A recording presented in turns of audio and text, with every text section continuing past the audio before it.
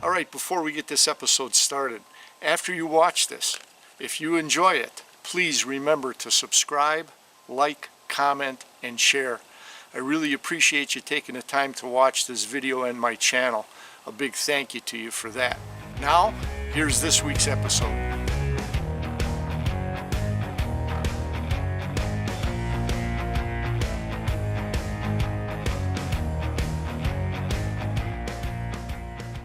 Let's start out this blend of destination fishing up north at the lake cabin in north central Wisconsin and join RO360 crew member Lee Rappent as he's chasing bass.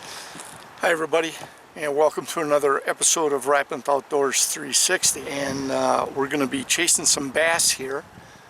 We spent the morning kind of getting ready, getting the boat ready. This is the maiden voyage of fishing for the brand new 50 horse Merc. There she is. And we've got a front coming in 5 o'clock. We're supposed to get some rain. I don't know if you can pick up the clouds there. So it's about 3:15. So we got about hour and a half, hour 45 minutes. So we're going to hit some high percentage bays. I'm looking for bass. We're about 80 degrees. And I'm going to put together Wes's theory of going shallow in warmer weather to pull out the big bass. Let's see if I can make it happen the way he did. Here, check out some of his catches in 80 degree weather out of 1 to 2 feet of water. Check this out. Oh, right in the net he jumped. He jumped right in the net. Good job, Wes. Good job. Reaction strike right there. Yep. Yeah, I just turned my camera off right before I made that cast. All right, first fish of the day. Nice largemouth. He got him back in here. He pitched way back past this tree line, between the tree line and the shoreline. They horsed them out of there. So 14 inches. Cool.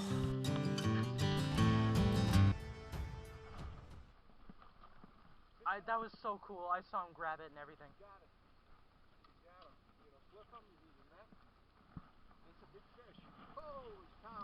Flipped him right up in the boat. That looks like a 14. Was he way back in the shade? There's like 20 of them this size. And I was zoomed in. Nice fish. There's like 20 of them. Where? Back in. I saw them. There was like 5 of them that were about. Right they were back, bigger than this one. Right back in here. The shade is the key today.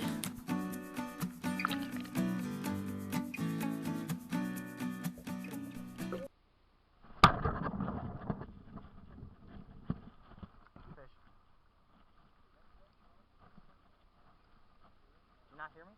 Oh, fish on. I'm sorry, who's that? Nah.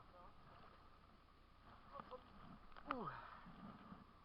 Another huge bass. Second bass. Pulled him right out of here.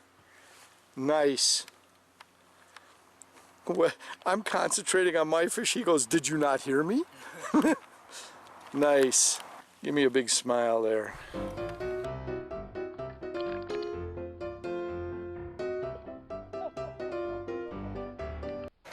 Another one. Another big bass. Pulled it right out from underneath that shade, right in there. Saw the fish cast in there with the rubber worm. Ooh, that felt great. And nice fish. Let's get it measured. See if we can crack that 14-inch mark. Ow!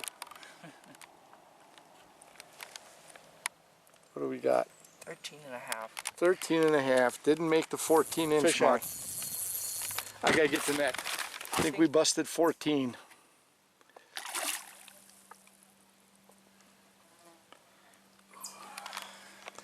Nice. Nice largemouth. Yeah, you definitely broke 14 on that one. I'm gonna guess 17.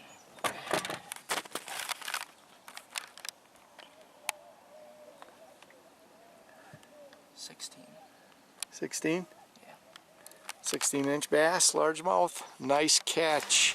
All right, those were some nice bass, weren't they? Now he preferred to use a jig and rubber some creatures, some Guggen baits, some worms, and jig fishing. I'm going to change it up a little. We're going to start out with this little bomber, and we're going to work the edges before we get in deep, see if there's any active fish. So let's see what happens. Like I said, the key here is we're out before this front that comes in. The clouds are starting to build, and we got about an hour and a half.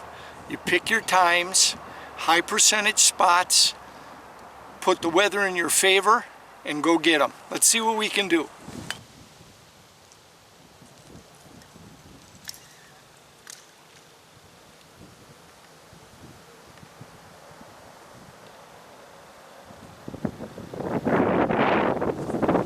Fish on, second cast. Not a bad one.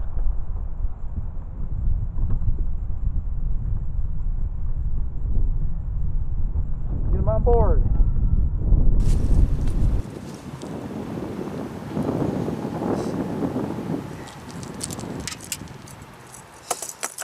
All right, first fish, second cast. 11 1/4 inch largemouth bass.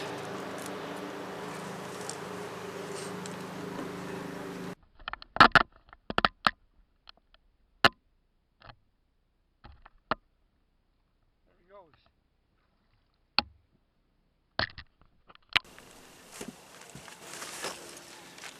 All right, the theory again is to get out here at the right time before the storm hits. And we're starting on the outside edges of shoreline, and we're looking for the active fish that are feeding. And that only took 2 casts.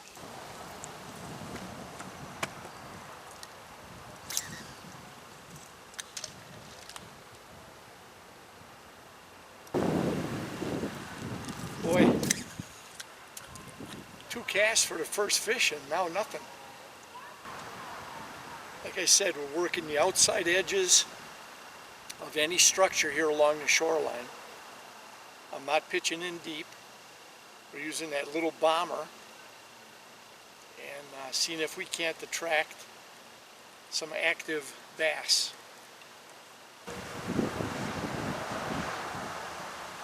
As I worked down the shoreline and got deeper into the bay, where the shadows from the tree line added shade to an entire corner containing submerged timber and small lily pads deep along the shoreline, I decided on a lure change. Having caught 1 bass early on my second cast and no action since on that little bomber lure, I chose a whopper plopper surface lure to work this corner of the bay.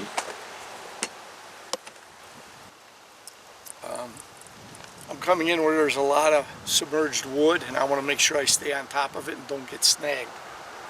So, let's see what we can do with this.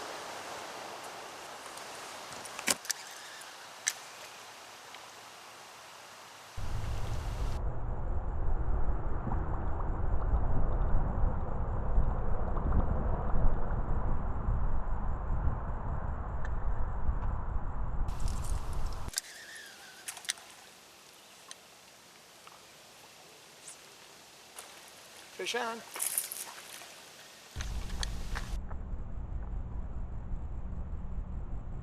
What do we got? What do we got?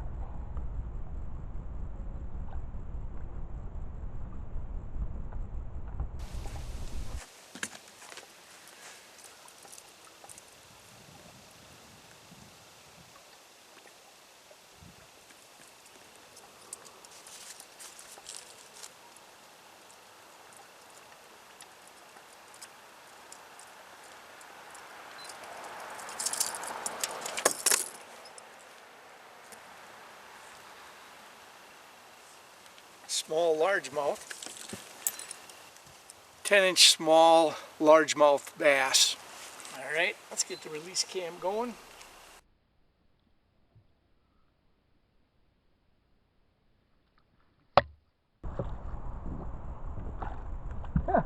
Little jump for him.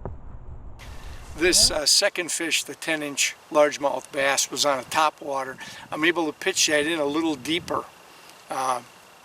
We had that fish right away on the second cast, working the outside, and then we came all the way down into the bay. We couldn't get another strike from an active fish coming out. So I switched to top water and I'm pitching in a little deeper, and we had contact and a catch. All right. Shut down the cameras. We're going to move on to another bay. I don't know if you can see the sky behind me. It's a little low, but it's really filled up in gray. We're going to move to the other side of the lake so I can see the weather front coming in. Because right now you can see the trees, and before I know it, that storm front will be right on top of me. So I've caught 2 fish in the bay here in about 40 minutes. Not bad, not the best. So we're going to move on to another location. Stick with us. Now, while I was riding the struggle bus up north, trying to catch some more bass, my fishing buddy Wes wasn't up north, but spent the summer playing AAU baseball for the Wisconsin Knights in a travel league. Now, here he is, striking out the first 2 batters in the first inning. Let's go, Wes.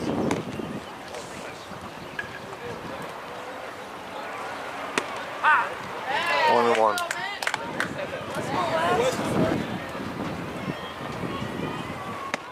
Strike 2.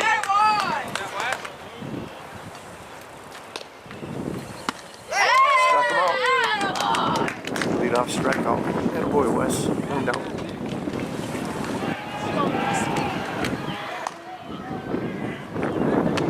Strike 1.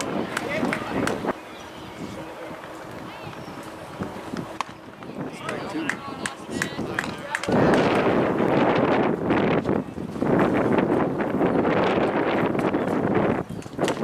Struck him out looking. 2 Ks. And ending the inning with a routine fly ball to right field. Ooh, fly out to right. That wind took a little bit extra on it. And then, here he is ripping a ground rule double on a 1-hopper in the right to center field gap. Come on, Wes, pick out a zone. He's got to throw a strike. Pick your spot. The ball's there. Drive it. Let's go.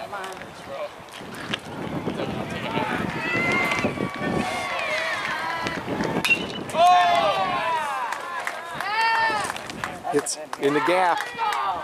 Over the fence. Home run. No, ground rule double. It bounced over the fence. Now that's a home run. Nice Grandma rip. says that's a home run. But in between playing the games and all the traveling and the practices, he managed to get some shore fishing in at a local Southeast Wisconsin lake. And he put me to shame landing these 2 nice largemouth bass. Who says you need a boat to catch big bass? Meanwhile, back up north, I was still riding the struggle bus, trying to catch bass in worsening weather conditions. All right, we're going to get set up here in the last bay. And as you can see now, I got a better view of the weather that might be coming in. If it's going to rain a little bit, that's fine. I'll fish till it rains. But I hear thunder or see some dark clouds, and I'll probably head home early. So ready to go. Now we threw a little what I call bomber bait, and we threw a top water, a chopo, and now we're going to go with a solid body, jointed perch style bait.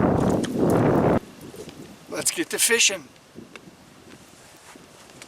Now a change of scenery by moving to a new location and another new bait presentation didn't make much of a difference in my pursuit of bass today, and I remained a rider on the struggle bus.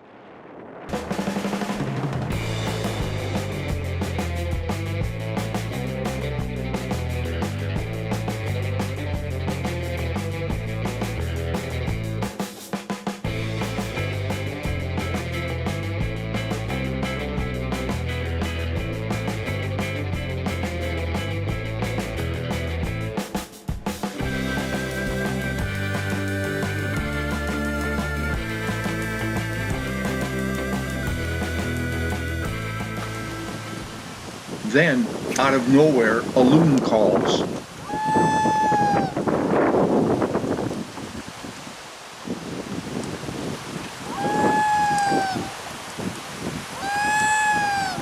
Except the call wasn't the loon's normal haunting and chanting call this time. Listen for it again. It seemed to be more of a distress or warning call.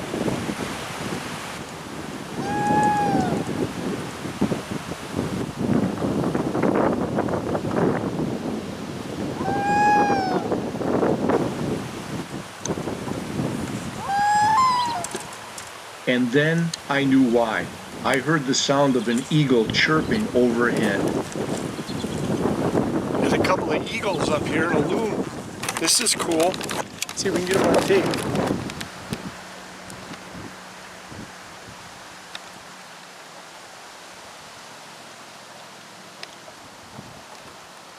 Sorry, the boat's rocking here. I'm in the wind.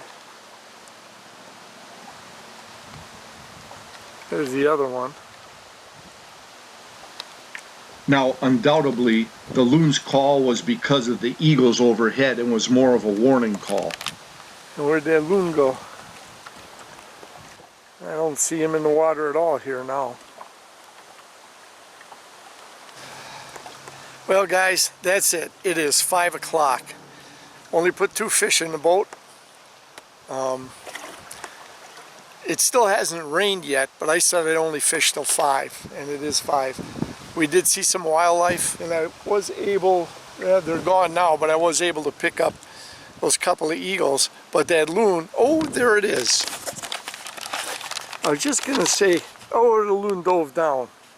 It was right out there, and by the time I got the camera turned around, it's gone again. Well, that's it for today. Short bass fishing excursion. Caught a couple of fish and had a good time. Now, I finally got off the struggle bus by mercifully ending my fishing excursion before the thunderstorm rolled in. But while I struggled here in north central Wisconsin, let's check out the success that the RO360 crew was having north of the border in Canada, specifically the Parole Falls area and the Cedar Lake watershed. Now, within the Cedar Lake watershed, you have access to about 15,000 acres of water without portaging your boat. And Cedar Lake is teeming with muskies, pike, walleye, smallmouth bass, whitefish, perch, crappie, and a variety of other panfish. Now, on this trip, the RO360 crew was focused on those toothy critters, with the #1 target being the mighty muskie. Let's take a look at Mike's 42-incher and find out a little bit about the story behind it.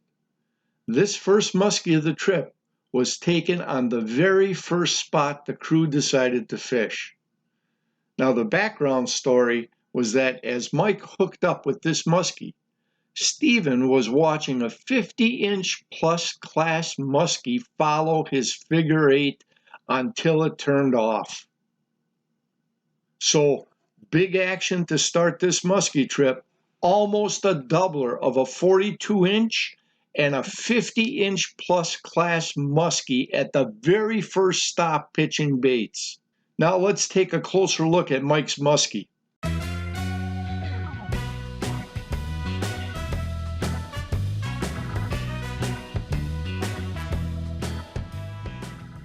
Congrats and well done, Mike. Now Mike started this muskie trip with the first 2 muskies landed, following up his 42-inch specimen with this 36-inch e-sox. Now the crew traveled almost as far east on Cedar Lake as you can go, to an island complex off of a point. Now, besides the saddle near the island and the mainland, the crew found a shallow reef rising out of 30 feet of water. So Mike cast his bucktail up onto the reef, and wham! This muskie was holding on top of that reef structure. Now let's get a closer look at this specimen.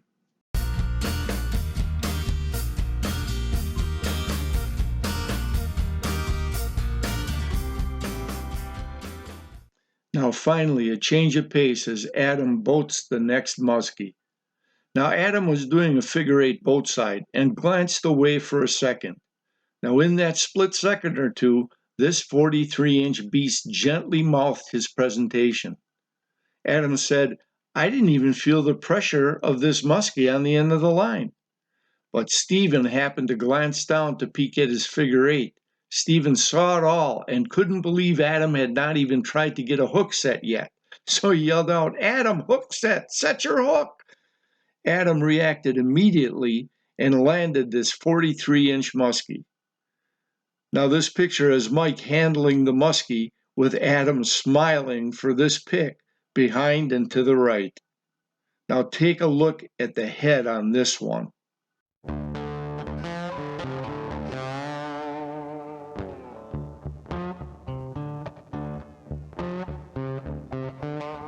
Hey, congrats to Adam on a beautiful catch. Now the crew decided to try a day muskie hunting on the famed muskie factory called Eagle Lake, which is just about an hour ride south of Cedar Lake.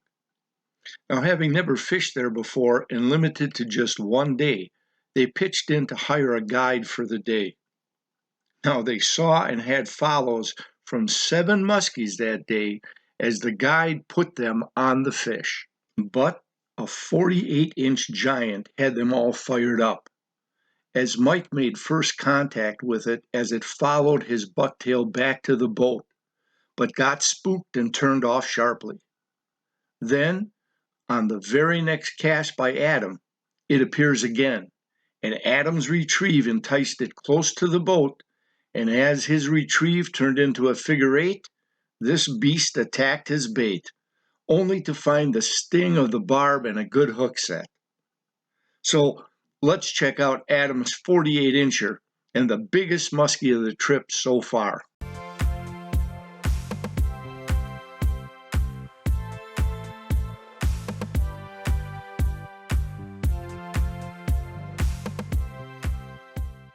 Next up is Stephen. Now the crew had returned to the same area that Adam had caught his 43-incher at. They were graphing schools of baitfish all over this particular area, plus marking bigger fish on their depth finder just below these balls of baitfish. Plus, Stephen, on a previous cast, had a follow from another massive muskie, estimated in the upper 40s to lower 50s size range. On a subsequent cast, Stephen felt a hard hit on his bait. The struggle began. This muskie was fighting hard, and for the first few moments, Stephen thought he had that massive muskie that followed before on the end of his line. But those hopes were dashed as Stephen brought this fish boatside. What he first thought was a muskie turned out to be this 36-inch solid-built northern pike. Now let's take a closer look at Stephen's pike.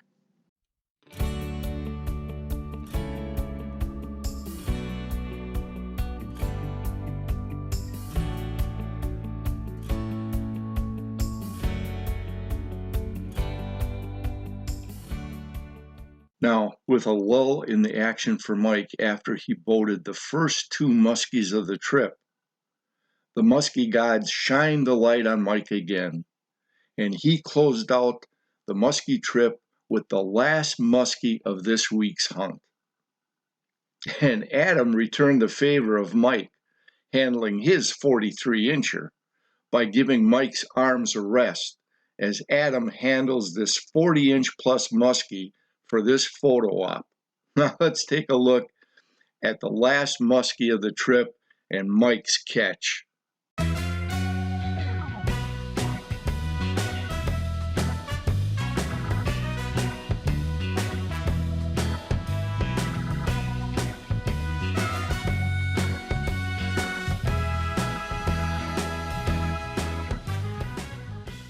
Well, I hope you enjoyed this July fishing mix. We all struggle sometimes, and sometimes we all have a lot of success. You saw it all during this July fishing mix episode. Hey, thanks for watching, and we'll catch you on the next video.